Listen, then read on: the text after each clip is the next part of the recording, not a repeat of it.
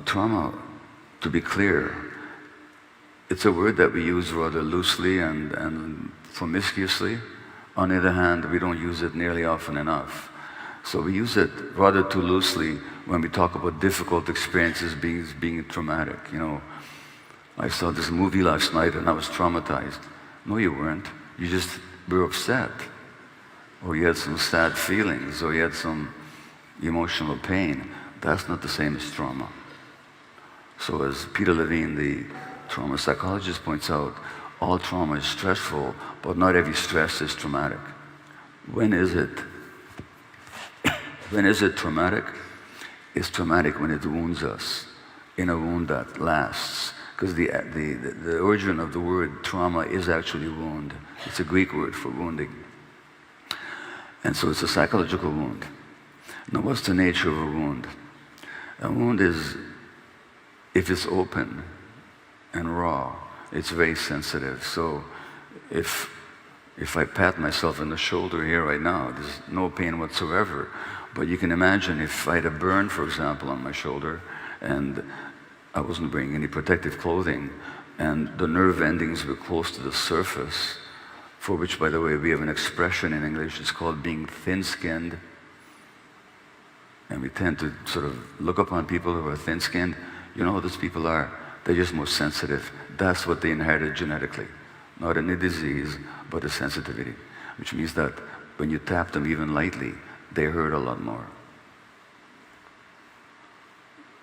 It also means that with the same genes, if they're treated well, they just become that much more creative, spontaneous, intuitive, and lively than others. The sensitivity doesn't determine illness. It determines your sensitivity to the environment. What happens to you then and how you develop depends on what the environment does to you, what environment you grow up in. You can hurt people in two ways. So trauma is a wound. Yeah, so the one aspect of trauma is it's an open sore that if you touch it, it really hurts. And it's in the nature of psychic wounds that they don't automatically heal.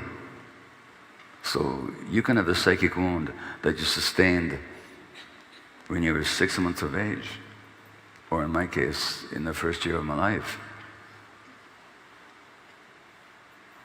That if it's unhealed, that sensitivity will still be there, or that reaction to that wound will still be there when somebody touches me on that wound 50, 60, 70 years later.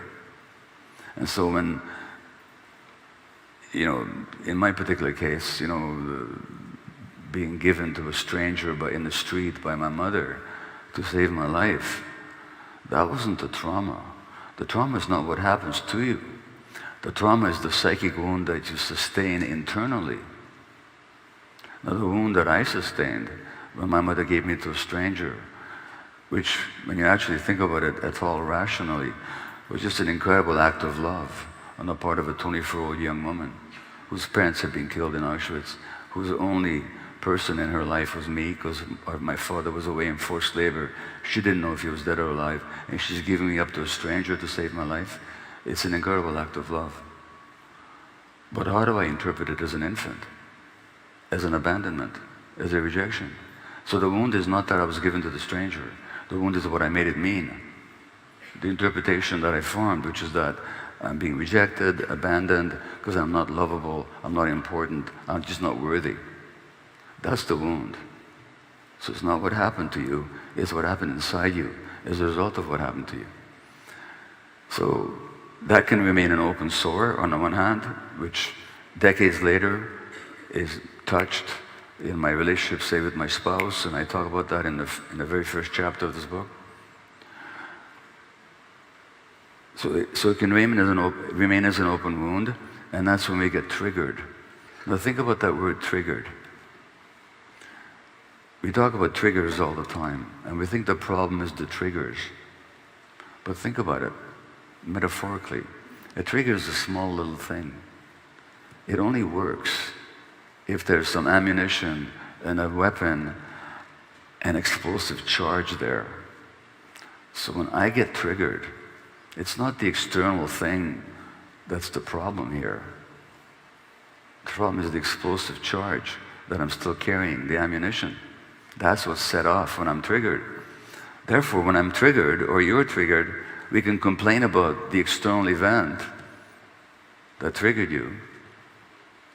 Or you can start wondering, what I'm still carrying? What is the explosive charge? What is the unresolved trauma that actually being activated here? That doesn't mean that we should be sitting ducks and sort of willing victims to other people's unacceptable behavior. That's not what I mean at all. What I mean is, when something relatively trivial happens and we make a big mountain out of a molehill, that's because there was some unconscious stuff of a traumatic nature that we haven't resolved yet. And this shows up in relationships all the time. In fact, it's why relationships fail so often. People think that the problem is the other person who's triggering them. They don't realize that they're the ones who are carrying the explosive charge. So that's one aspect of a wound, is its open, hypersensitive nature. What also happens to wounds, of course, is that they form scar tissue. And scar tissue has a protective function, but it also has its restrictions in that it's hard, it doesn't have nerve endings in it, so that there's no feeling in them. So people traumatized very often lose connection to their own feelings. They don't know what they feel. On the one hand, they can feel way too much at a trivial stimulus. On the other hand, often they don't even know what they feel. So there's a disconnection for me between myself and my actual experience. We also disconnect from our bodies. I mean, if we're hurt in our bodies, if we can escape, terrific. If we can fight back, terrific. But a child being traumatized can do neither. So very often, people traumatized disconnect from their bodies. And I spoke with the luminous author and playwright and a women's activist, Eve Ensler, or formerly known as Eve Ensler. She wrote the Vagina Monologues that some of you might remember. And she wrote this amazing book called In the Body of the World, where she asks, do I have rape cancer?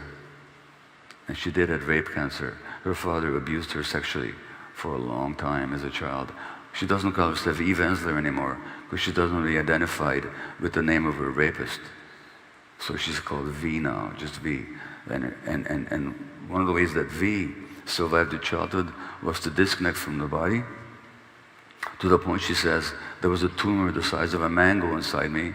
She had severe advanced uterine cancer. She wasn't even aware of it.